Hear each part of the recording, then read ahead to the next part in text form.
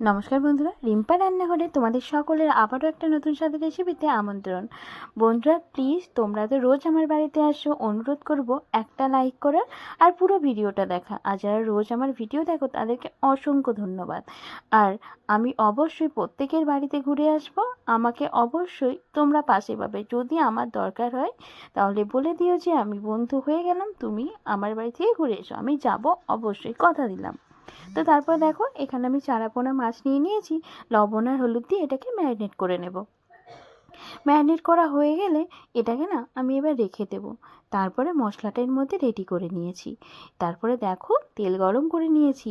তেলটা গরম যখন হয়ে গেছে এই সময় সিদ্ধ করা আলু দিয়ে দেবো। তোমরা যদি চাও সিদ্ধ করে নিতে পারো আলুটা, কিন্তু যদি না চাও তাহলে সিদ্ধ করার প্রয়োজন নেই।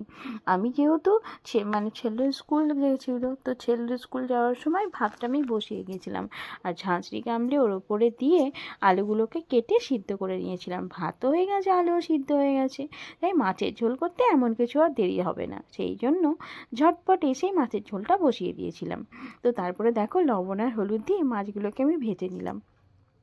মাছগুলোকে ভেজে নেওয়ার পর এগুলোকে আর ভালো করে লাল লাল করে ভাজা হয়ে গেলে তুলে নেব।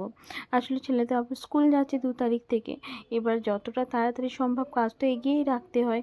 ওই না হলে অনেকটাই ডিস্টার্ব করবে। তারপরে এখন ওর আন্টি আসছে স্কুলের, পড়াতে আসছে বাড়িতে, ওর নিজে এক অন্য আন্টি, তো আন্টির অনেকটাই সময় লাগে ওকে পড়াতে। এবার আন্টি চলে এলে আমার তো তখন রান্না করতে অসুবিধাই হবে, কারণ আন্টির সামনে রান্না করাটা ঠিক না। তো সেই জন্য আমি ওর আসার আগেই আসার সাথে সাথেই রান্নাটা বসিয়ে দেওয়ার চেষ্টা করি, বুঝলে তো। তারপরে দেখো আলুটা যখন লাল লাল ভাজা হয়ে গেছে তুলে নিলাম। এরপর দেখো এই তেলের মধ্যে না বাকি আঁচগুলোকে ভেজে নেব। যেহেতু চারা পোনা মাছ একটু লাল লাল করে ভাজলেই কিন্তু এর স্বাদটা বেশ ভালো আসে। আমরা তো সেটা সকলেই জানি। আসলে দেখবে যত ছোট মাছ হবে না, আমার মনে হয় সেটা সেই মাছটাকে যত একটু লাল লাল করে ভাজবে তার স্বাদ যেমন সুন্দর হয় আর খেতে যেমন ভালো লাগে ভাজা, তেমন কিন্তু ঝোলেও বেশ ভালো লাগে। তো আমিও এটাকে একটু ভালো মতো করে ভেজে নিচ্ছি। আর দেখো না, আমার হাজবেন্ড হয়েছেও এক, ও তো থাকছে না বাড়িতে, আমরা 3জন থাকি। এবার আমার শাশুড়ি মা চারাপোনা মাছ খায় না। ও আবার দেখো তাহলে প্রত্যেকটা মাছটা গোটাই নিয়ে আসবে, ও আবার একটা মাছ আবার কেটে নিয়ে এসছে। তো যাই হোক, তারপরে দেখো মাছগুলো লাল লাল করে ভেজে নিয়েছি। তারপরে এই যে তেলের মধ্যে এই তো তাওয়ার মধ্যে আরেকটু তেল দিয়ে দেবো। তেলটা যখন দিয়ে নিলাম এবার ফোড়ন দেব। যেহেতু এটা আদা জিরে বাটা দিয়ে করব, তার জন্য আমি একটু প্রথমে জিরের ফোড়ন দিলাম, তারপরে একটু হলুদ গুঁড়ো দিয়ে দিলাম, যাতে আদাটা না ছিটকায়, না হলে বড্ড আদা ছিটকায়। আর তেল তো চারিদিকে হয়েও যায়, এমনকি হাত মুখও পুড়ে যায়। তারপরে দেখো আদাটা দিয়ে নিলাম। আদাটা আবার মনে হচ্ছিলো বেশি হয়ে যাচ্ছে, তাই একটু সরিয়ে নিলাম। তারপরে এই যে ভালো করে নেড়ে চেড়ে মিশিয়ে নিলাম। মিশিয়ে নিয়ে দেখবো যখন কাঁচা গন্ধটা একটু চলে গেছে, সেই সময় না একটা টমেটোর আর পেস্ট বানাইনি, এরকম কেটে নিয়েছিলাম, সেটাই দিয়ে দিলাম। দিয়ে আমি চাইছিলাম যে আজকে ঝোলে যাতে টমেটোগুলো একটু গোটা গোটা থাকে, তাহলে দেখবি ভাতের সাথে মাখলে না বেশ ভালোই লাগে খেতে। তারপর আলুটা দিয়ে দিলাম। আলুটাকে দিয়ে নিয়ে, আলুটাও দেখো সিদ্ধ আছে, রান্না করতে এমন কিছু টাইম আর লাগবে না আজকে আমার। তারপরে আলুটাকে একটু নেড়ে চেড়ে টমেটোর সাথে ভেজে নিয়ে তারপরে হলুদ গুঁড়ো, জিরে গুঁড়ো, ধনে গুঁড়ো দিয়ে দেবো। যে যেমন ঝাল খাও না সেই অনুযায়ী লঙ্কা বাটা বা লঙ্কা গুঁড়োর ব্যবহার করতে পারো। আমি আর আজকে লঙ্কা গুঁড়ো ব্যবহার করব না, আমি কাঁচা লঙ্কা দিয়েই রান্নাটা করব। আর এখানে দেখো কাঁচা লঙ্কা দিয়ে যেমন রান্নাটা করব, তেমন কালারের জন্য একটু কাশ্মীরি লঙ্কার গুঁড়ো ব্যবহার করব। এই ঝোলের যে কোনো ঝোলের কালার আমার আমার আমার এত প্যানিক আছে, একটু যদি লাল লাল না হয় না একটু আমার ভালো লাগে না। তার জন্য এই যে এই কাঁচা লঙ্কাটা দেওয়ার পর একটু আমি পরে কাশ্মীরি লঙ্কা অ্যাড করে দিয়েছি এর মধ্যে। তোমরা চাইলে কাশ্মীরি লঙ্কা ব্যবহার করতে পারো, আর কেউ না চাইলে নাও করতে পারো। আমার বাড়িতে না শ্বশুর বাড়িতে এসে আসার পর থেকে না আমার এই একটা প্যানিক শুরু হয়ে গেছে, যে না, রং তরকারির রং একটু লাল না হলে ভালো লাগে না, এরকম একটা ব্যাপার।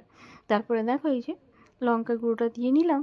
লঙ্কার গুঁড়োটা দিয়ে নিয়ে বেশ ভালো মতো নেড়ে চেড়ে নিলাম।